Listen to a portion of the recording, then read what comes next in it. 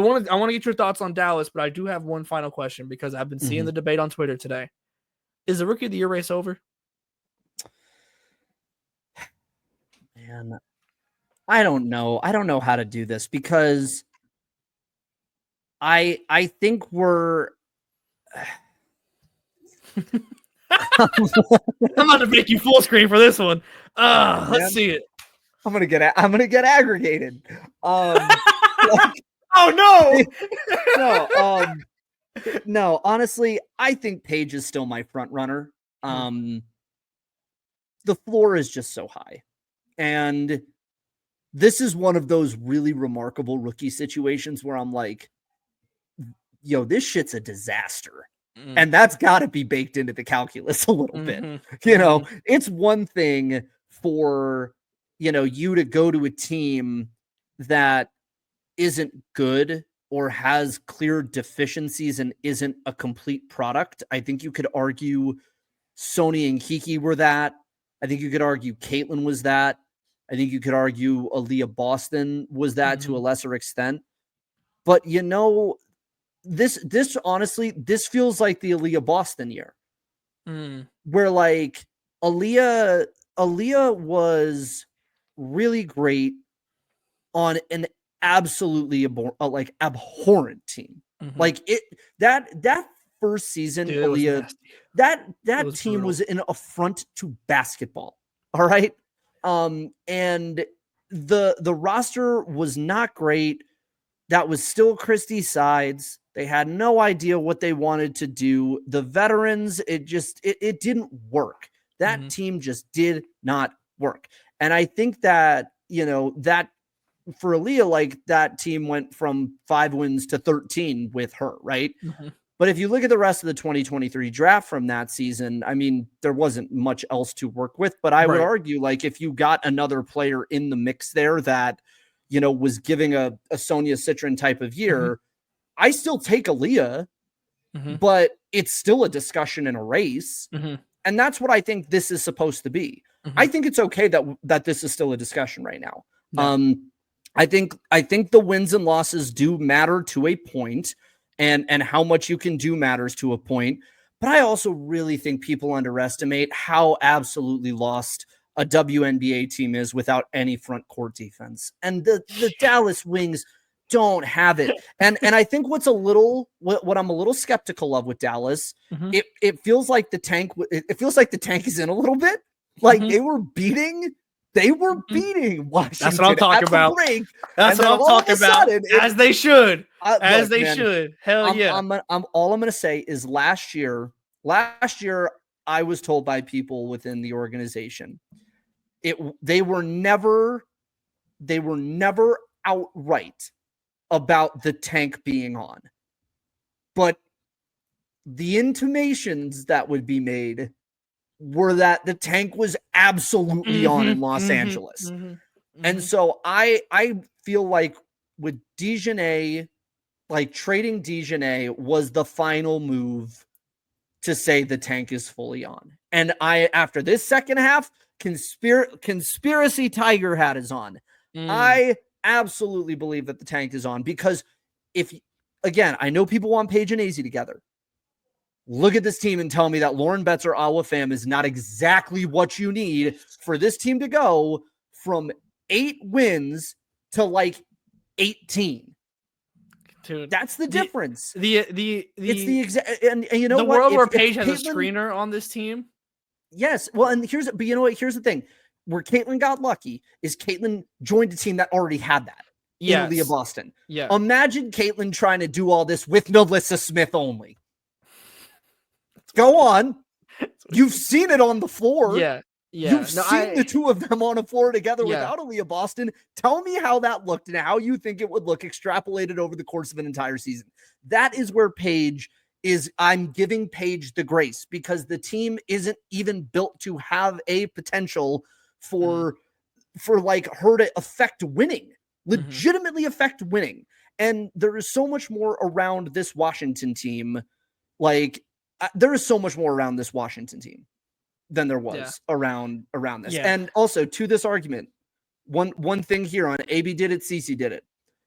can you find me the all-star front court player that is on this Dallas roster right now? Yeah, that's the thing is that, like, I remember I was saying it earlier in the season that like she walked into a team that had Kelsey Mitchell and she had Erica Wheeler, but this is Kate, like she's the first number 1 pick, not the last, or not the second one. Like where I think a lot of what the potential humps from organizationally speaking that would have happened, because the Fever were not some like great organization, like before, like at all, so like a lot of the humps that I think that Paige is going through now, Caitlin got to avoid to a point because Aaliyah Boston went through that, and so you kind of had a little bit more preparedness by the time that Caitlin got in there. But I don't want to spend too much time on this because I agree with you. I would still vote Paige, but I'm also totally okay. But Sony's got a hell of a case. Yes, I have no issue with that at all. Yes,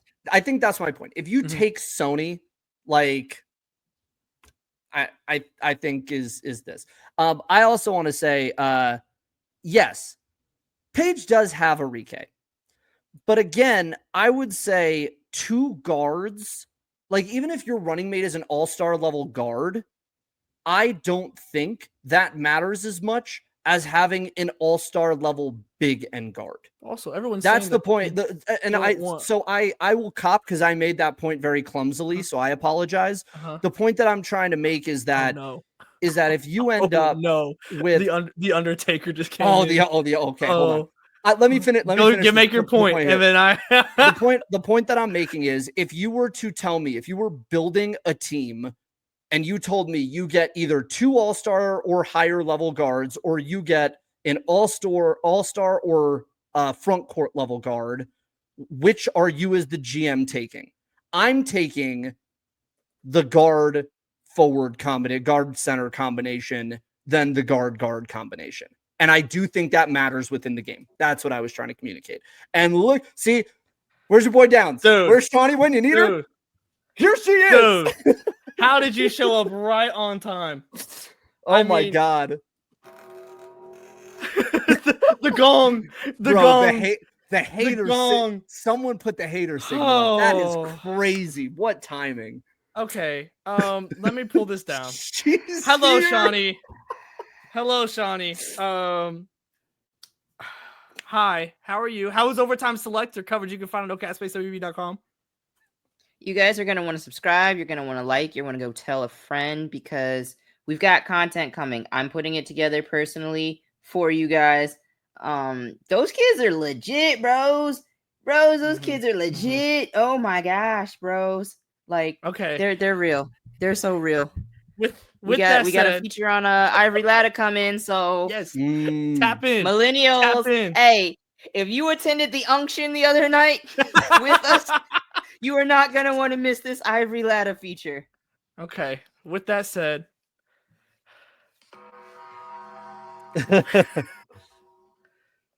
Hello, Shawnee.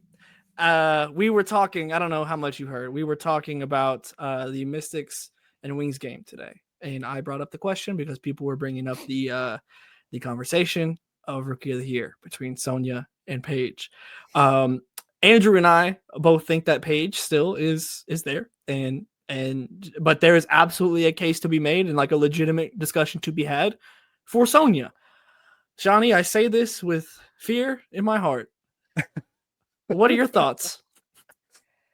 Well, again, if you are subscribed to our Substack, no cap space WBB Substack, you will see my thoughts on this because it's like her freshman year at UConn all over again. We're getting this thing where it's like, it's just Paige at the top and nobody's seeing her. And it's like, actually, you're taking it from a very high angle and it looks, or a very low angle, and it looks like she is, but like Sonia's got her ankle.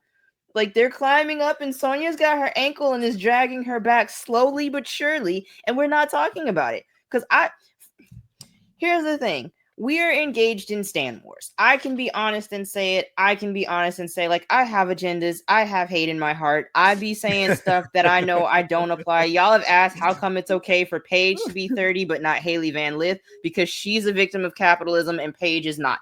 That is completely different. So I don't want to hear that. But I can at least have self-awareness to understand some stuff. Y'all been lying to me about Paige. Not y'all in this chat, because y'all are typically pretty good, but y'all on the internet. As in agreeing with you. Y'all on the internet been telling me like, oh, she's the better complete player. She's way, a stratosphere apart from Caitlyn defensively. And I just watched Sonia Citron cook her via highlights. And it's not like, oh, these clips are taken out of context. Yeah. You had to watch the game. She cooked her. Sonia was cooked her. Sonia, there are no leftovers. Sonia was doing her thing, yeah. Bruh. 7 to 10 from the field. Yeah. And a particularly damning clip. Up the Euro? top. No, top of the outside 3-point line. Sony cuts to the basket. There is no help side defense. So I will say, like, somebody should have stepped up and forced this, made the shot tough. They just let her go to the basket. And Paige sitting there clapping her hands, like, where's the help? And the announcers was like, the help defense has to be there. And I was like, no, it don't, because you got a first or second team all W defender here. Why is the help defense even necessary? She got cooked, absolutely torched. And this is why when I kept asking people, what is her best defensive performance tonight that you can point to and unequivocally say, like, this is what makes her a stratosphere. This is what puts her in a next level as a defender. It was just her calling out screens. And that's why I made that J. Cole tweet. Because, like, y'all over-intellectualize her game to where now I feel like I can't even really appreciate it. I'm forced to hate because y'all are doing too much.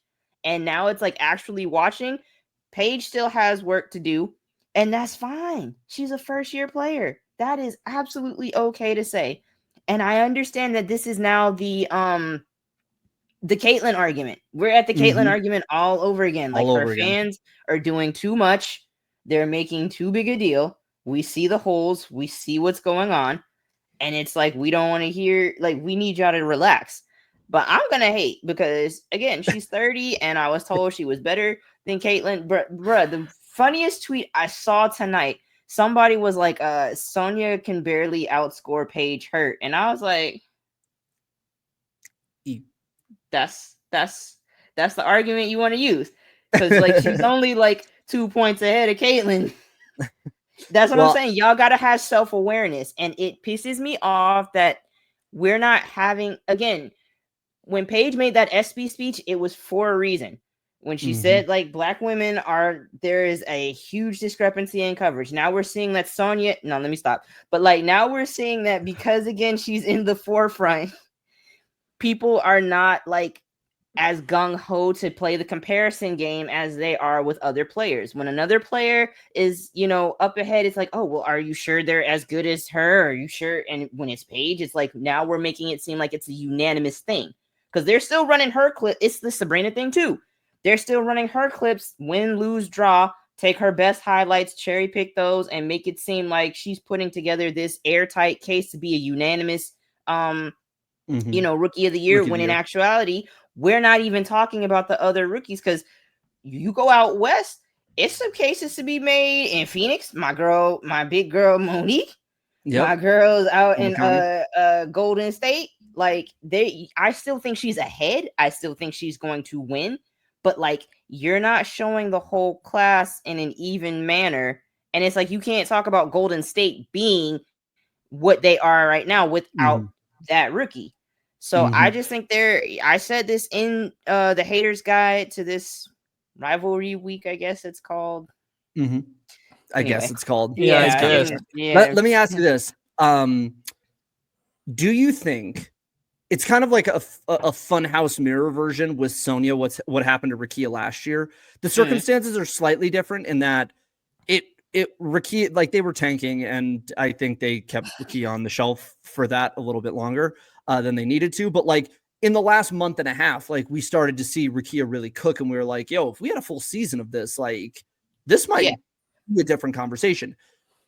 Is there something similar going on here? Because in the wake of the Sykes trade, we're seeing way more on-ball Sonia Citron.